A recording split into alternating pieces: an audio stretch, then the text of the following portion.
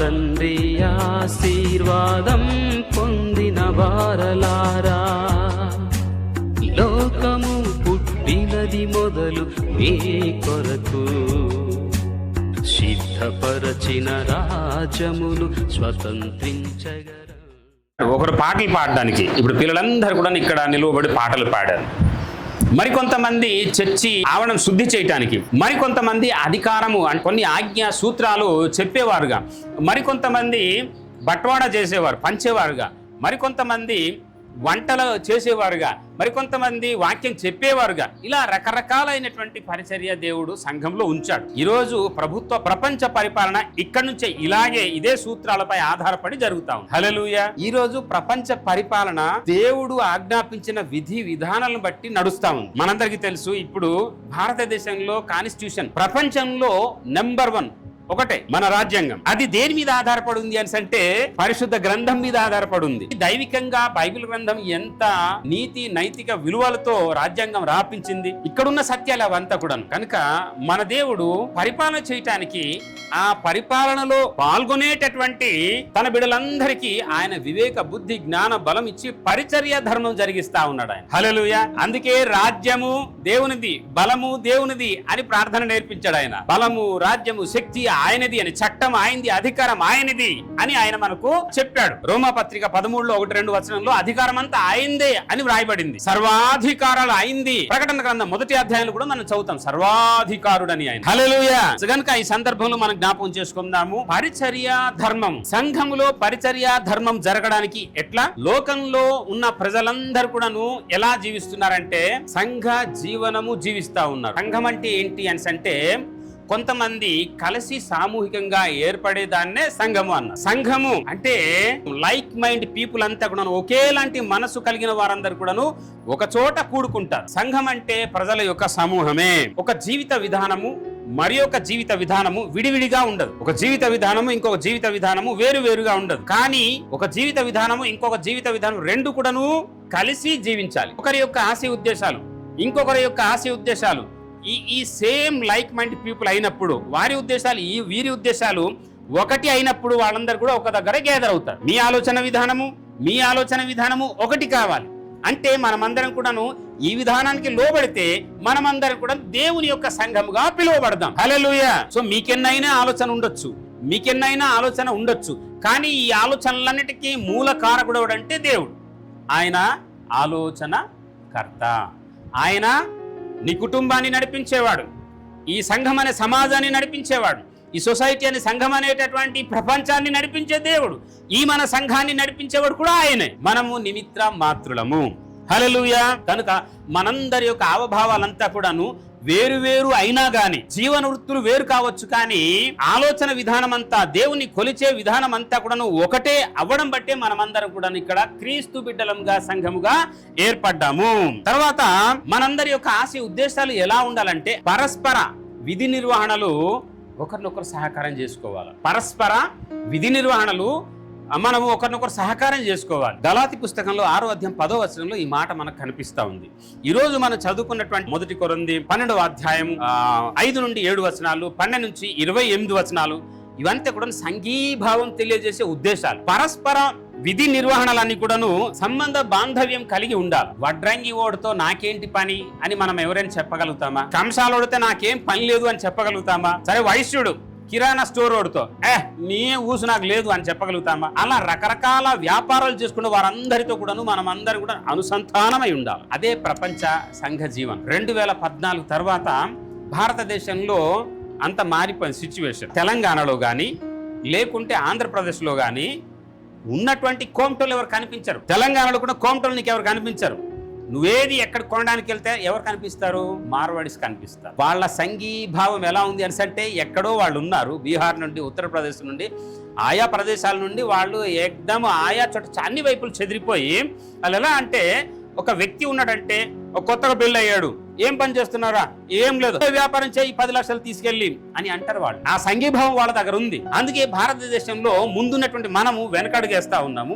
వాళ్ళందరూ వచ్చి నిండిపోయి ఇక్కడ అన్ని వ్యాపారాలు వాళ్ళవే. మన వాళ్ళు వాళ్ళ దగ్గర పనులు చేస్తా ఉన్నారు. వీళ్ళు నిజం వాళ్ళ దగ్గర పోయి పనులు చేస్తా ఉన్నారు. ఎందుకంటే మన దగ్గర సంఘీభావం లేదు, మన దగ్గర లేదు. అవి మనం ఎంత చెప్పినా కానీ వింటాం, మర్చిపోతాం, పాటించాం.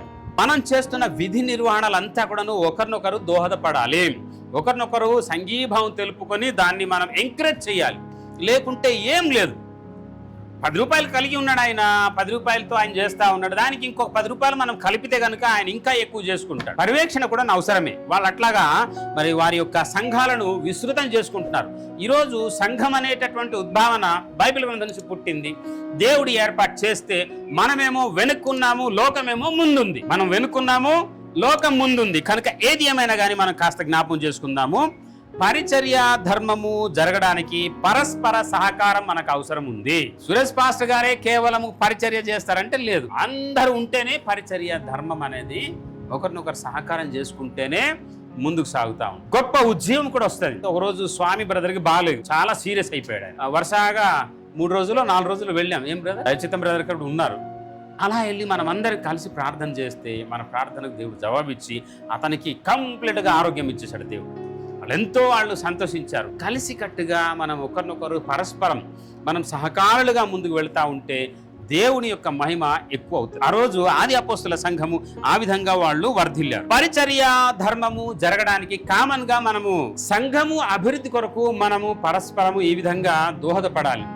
ఒకరినొకరు మనము భారము బాధ్యత వహించాలి. పరిచర్య ధర్మం జరగడానికి ముందుగా భారం ఉండాలి. ప్రతి వారిలో కూడా సంఘానికి వచ్చే మనందరూ మరి భారంతో ఉండాలి. నేను వస్తున్నాను, మన పక్క వారికి కూడా మనం చెప్పాలి, నేను చాలా రోజుల నుంచి మీరు కూడా మీరు ఫోన్లు చేయండి. భారం ఉండాలి, బాధ్యత ఉండాలి, పట్టుదల ఉండాలి.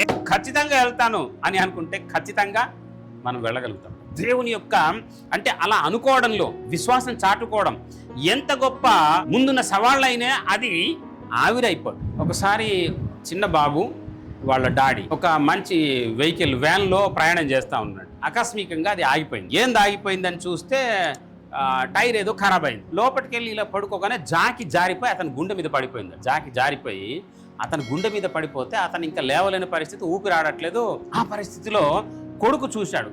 కొడుకు చాలా చిన్నోడు, 7, 8, 9 వయసు ఉన్నటువంటి వ్యక్తి. కారు ఎత్తగలుగుతాడా? ఎత్తాలి. ఎత్తితే వాళ్ళ తండ్రి బయటకు వస్తాడు. అప్పుడు ఆ పిల్లాడు ఒకసారి ఎత్తేసాడట. ఆయన అమాంతంగా ఇలా ఎత్తితే ఎదురు నుంచి వస్తున్నటువంటి వెహికల్ అంతా నిల్చొని వాళ్ళు చూస్తా ఉన్నారంట. ఇంకా ఎట్లా ఇది జరిగింది అని అంటే, ఎస్ నేను ఇది చేస్తాను, మా తండ్రి గారు ఇలాంటి ఆపదలు ఉన్నారని ఆయన అనుకున్నాడు. ఒక్కసారి నేను ఎత్తేస్తాను అని అనుకున్నాడు. అయిపోయింది. దేవుడు మనకు అంత శక్తి ఇచ్చాడు. భారము, బాధ్యత, పట్టుదల ఉంటే ఏదైనా కానీ మనం చేయగలుగుతాం.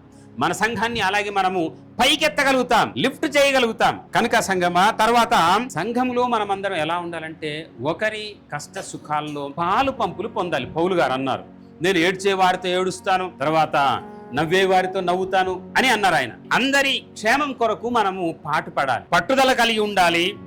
అందరి క్షేమం కొరకు మనం ఆశిస్తూ ఉండాలి.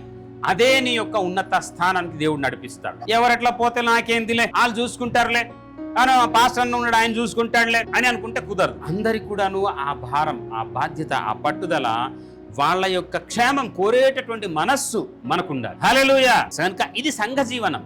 నేను మీకు రెఫరెన్స్ ఇచ్చాను. అది 1 కొరింథీ 12వ అధ్యాయము 5 నుండి 7 వచనాలు, 12 నుంచి 28వ వచనం వరకు.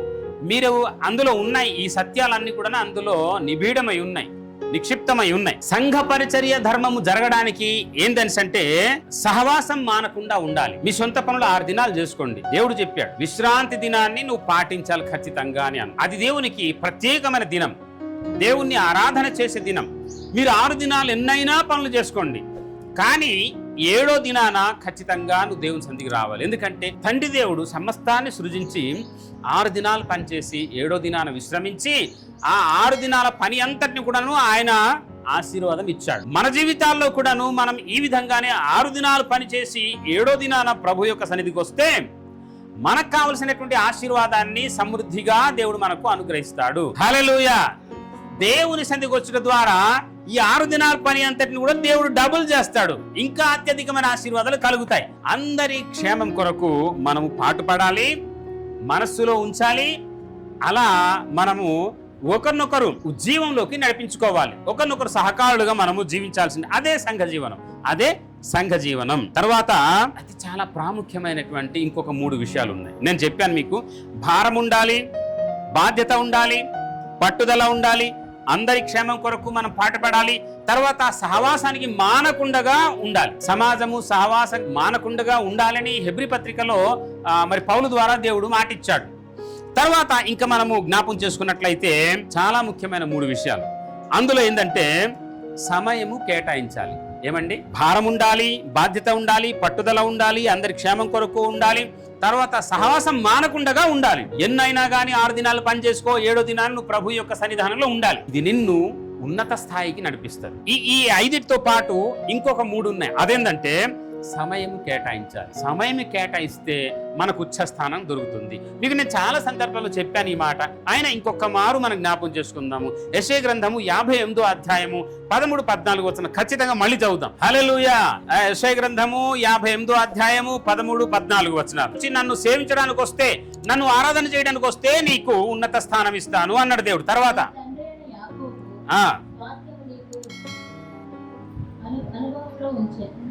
ఓకేనమ్మా. పితరుల యొక్క స్వాస్థ్యము నీకు నేనిస్తాను అని దేవుడు అన్నాడు. అన్నవాడు ఎవరని అంటే దైవచిత్తం బ్రదర్ గారు కాదు, మా సుభాష్ పాస్టర్ గారు కాదు.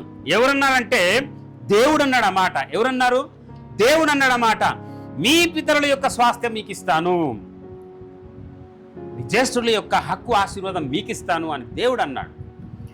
అన్న దేవుడు ఖచ్చితంగా నెరవేర్పులు తీసుకొస్తాడు. 6 దినాలు కష్టపడండి, 7వ దినాన్ని మాత్రం నువ్వు ఖచ్చితంగా దేవుని యొక్క సన్నిధానంలో నువ్వు ఉండాలి, నన్ను ఆరాధించాలి. అప్పుడు ఉన్నత స్థానం నీకు నేను కలుగజేస్తాను.